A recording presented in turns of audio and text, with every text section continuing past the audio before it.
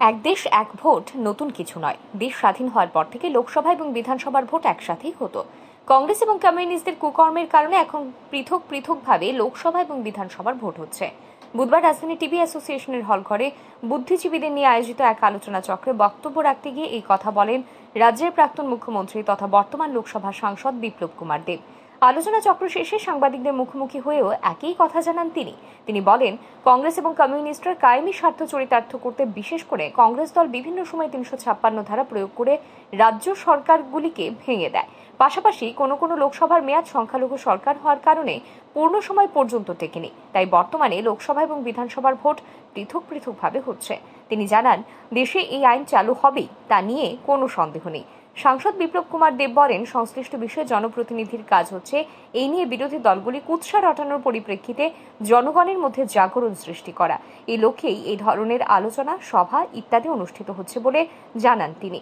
প্রাক্তন মুখ্যমন্ত্রী তথা লোকসভা সাংসদ বিপ্লব কুমার দেব আরও জানান, এই বিল পাশ হলে দেশের জনগণের লাভ হবে, দেশের অর্থনৈতিক লাভ হবে এবং সময় বাঁচবে। ওয়ান নেশন ওয়ান ইলেকশন হচ্ছে, সন্দেহ নেই।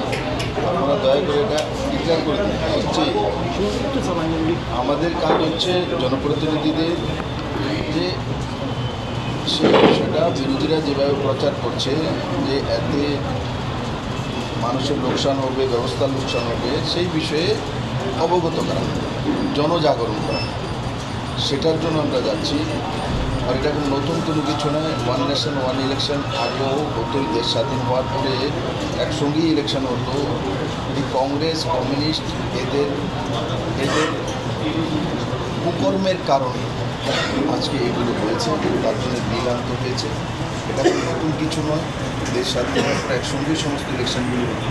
এদের কায়েমি স্বার্থের কারণে বিশেষ করে কংগ্রেসের বিভিন্ন সময় রাজ্য সরকারগুলিকে 356 লাগু আনা হয়েছিল, তার জন্য শিডিউলটা চেঞ্জ হয়ে গেছে।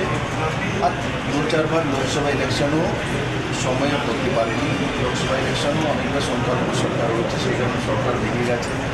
তো অনেকবার ইলেকশন হয়ে গেছে, এমন হয়েছে, এইসব কারণে হয়েছে।